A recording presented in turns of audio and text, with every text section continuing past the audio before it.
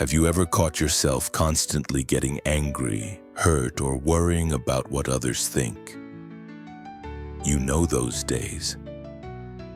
You start your morning in a good mood, but then one tiny thing happens and suddenly your whole day is ruined.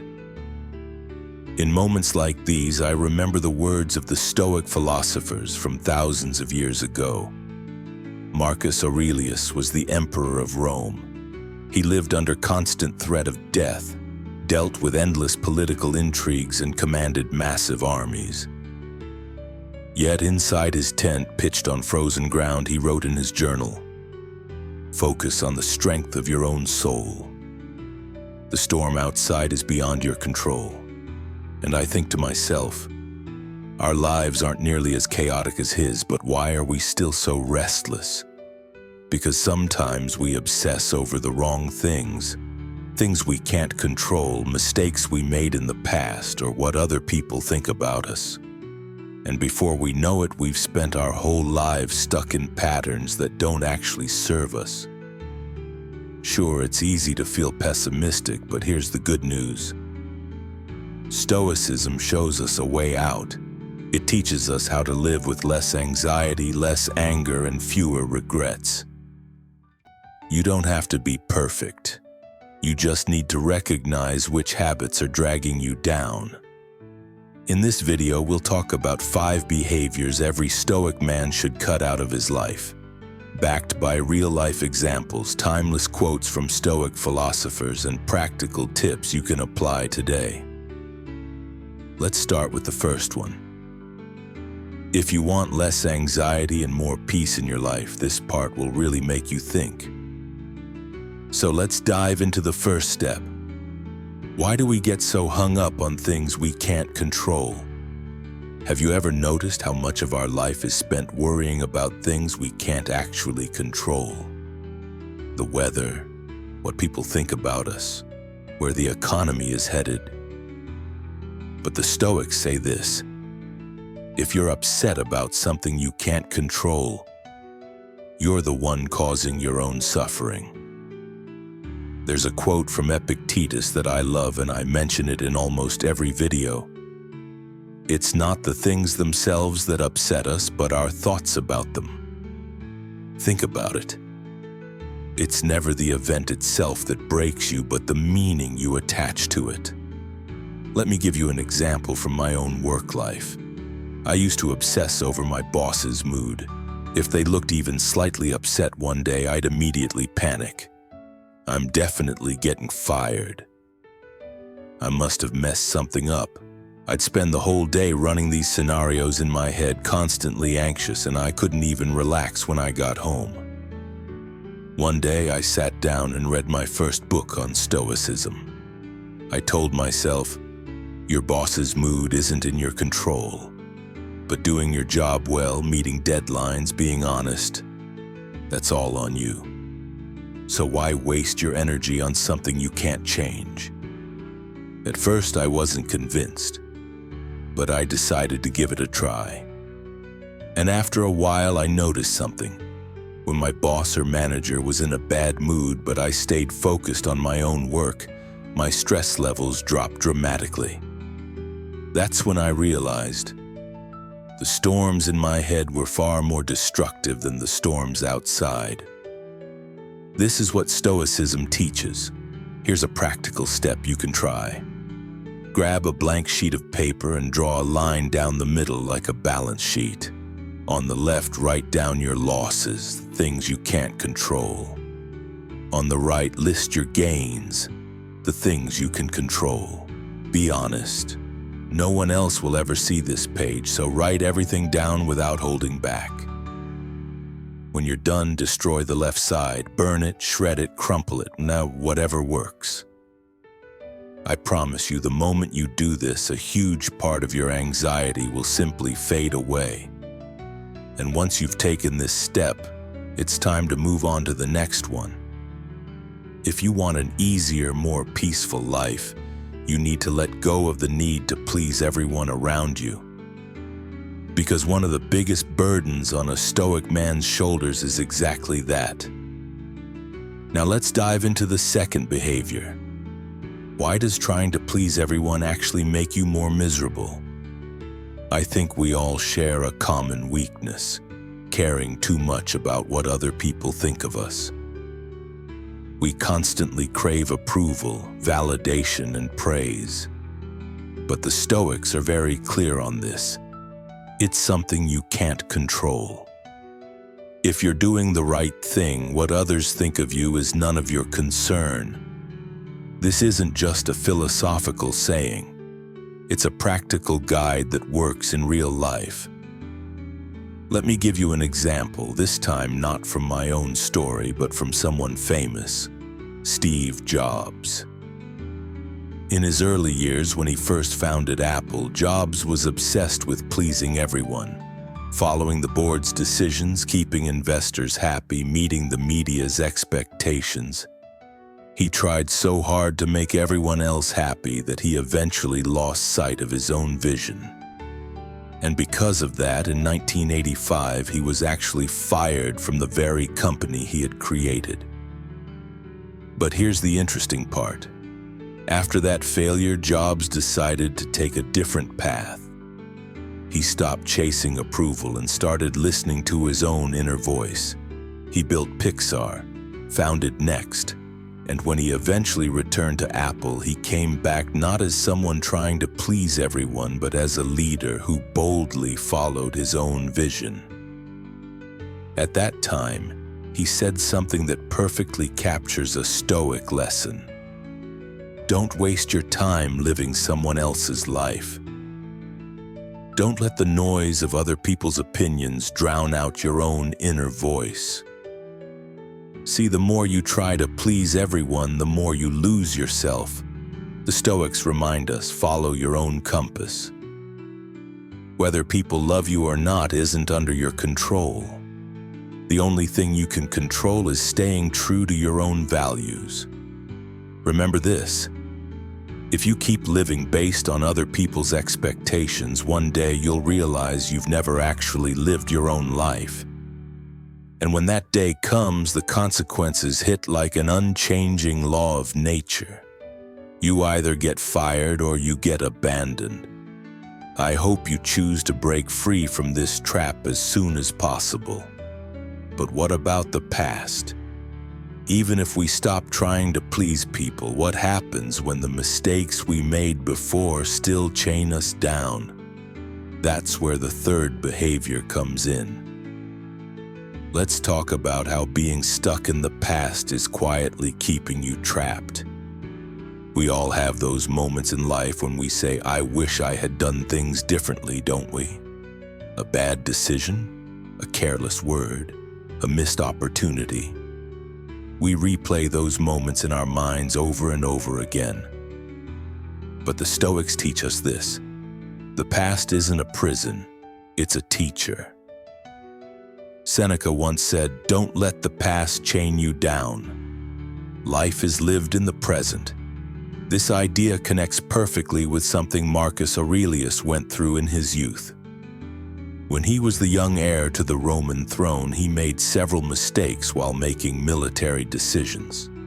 In one particular battle, due to false intelligence, they suffered heavy losses. Marcus carried the weight of that decision for years. He would often tell those close to him, I wish I hadn't made that call, tormenting himself endlessly. But later he turned to Stoic philosophy. He read Epictetus, studied Seneca's letters, and slowly realized something powerful. Nothing in the past was within his control anymore. By constantly dwelling on those moments, he was poisoning his present. Eventually, he wrote these words to himself: accept the past. Learn from it, but do not chain yourself to it, because the present is all you truly have. Take this advice and keep it close. The next time a regret from your past creeps into your mind, pulling you down, take out this reminder and read it. You don't have to be perfect. If you've learned the lesson, you have the right to move forward. I once had a friend who used to say, I wish I hadn't chosen that major in college. My life would be completely different now. I listened to this for years, and sometimes I even agreed. But after I discovered Stoicism, I finally gave the answer I should have given from the start. Maybe you didn't make the best choice back then, but you can't change it now.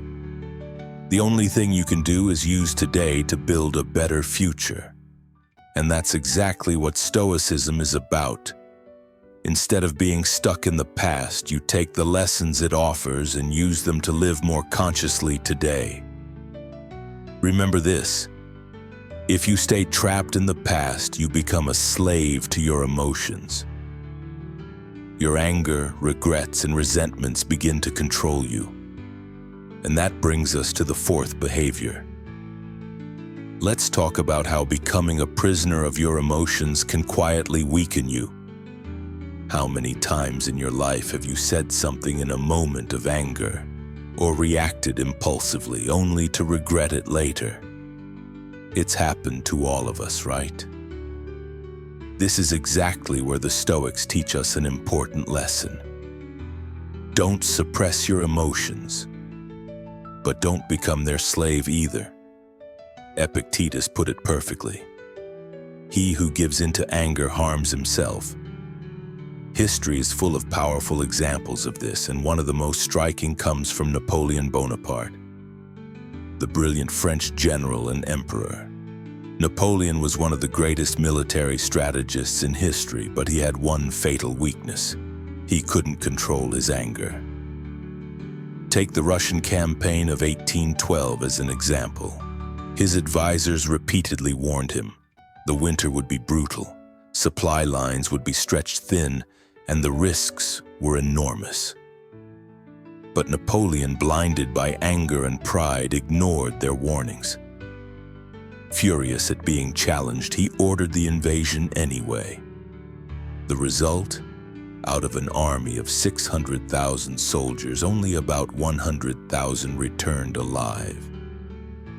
One of the greatest military disasters in history happened because Napoleon's emotions made the decision for him. The lesson here is crystal clear.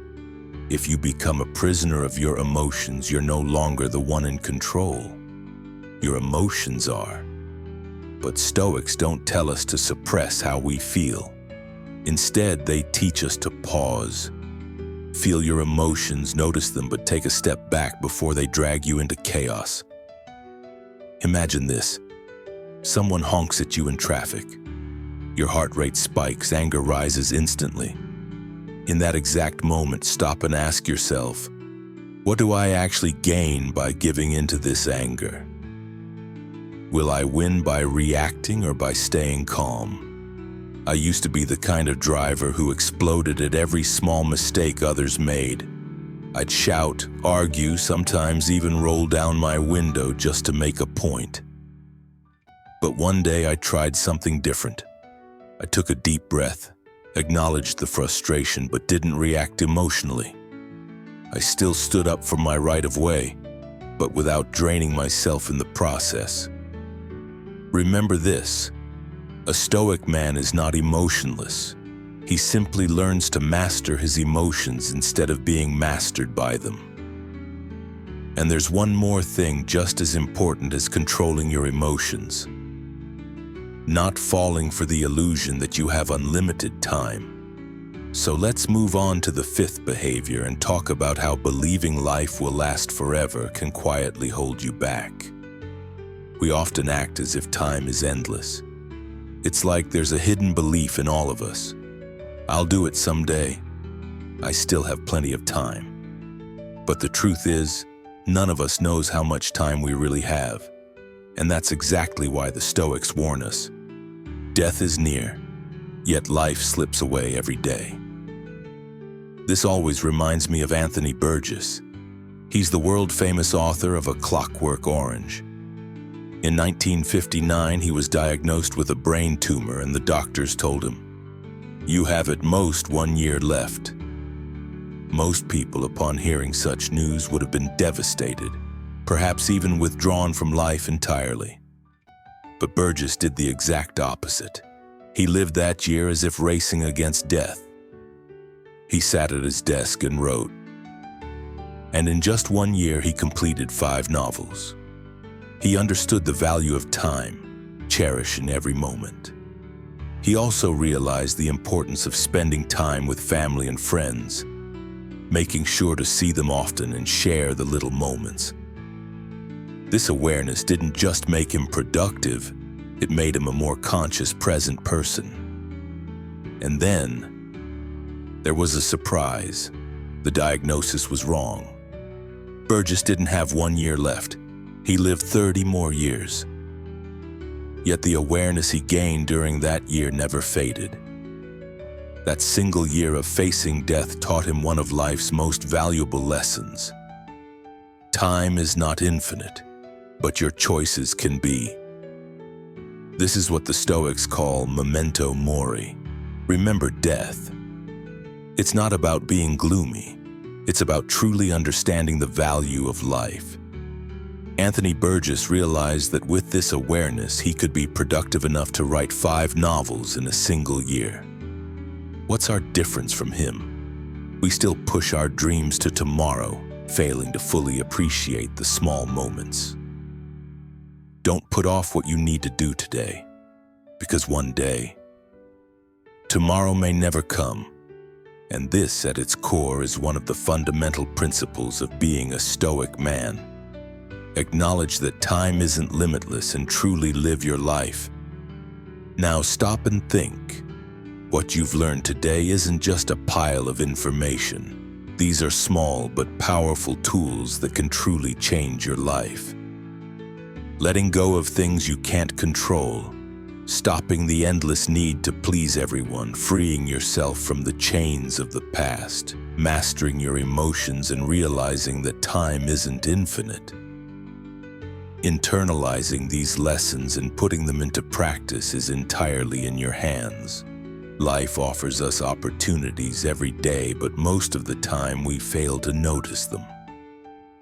Little irritations, meaningless arguments, dreams you keep saying, "I'll do it tomorrow." These are what slowly drain you. Stoicism teaches us, focus your energy on what you can control and let go of the rest. Your peace and strength don't come from other people's actions or past mistakes. They come entirely from your choices. Imagine what would happen if you lived every day with awareness. Your anger would shrink, your anxiety would lessen, and your decisions would become clearer. Small steps taken consistently can transform your life completely. And remember, this isn't a race, it's a journey. Every step you take today makes you stronger, more conscious, and freer. Now I ask you, are you ready? Ready to let go of unnecessary burdens, truly live your life, and cherish every moment? If your answer is yes, then your Stoic journey begins right now. And remember, life is short, but with the choices you make today, you can fill it with endless meaning. Thank you for watching.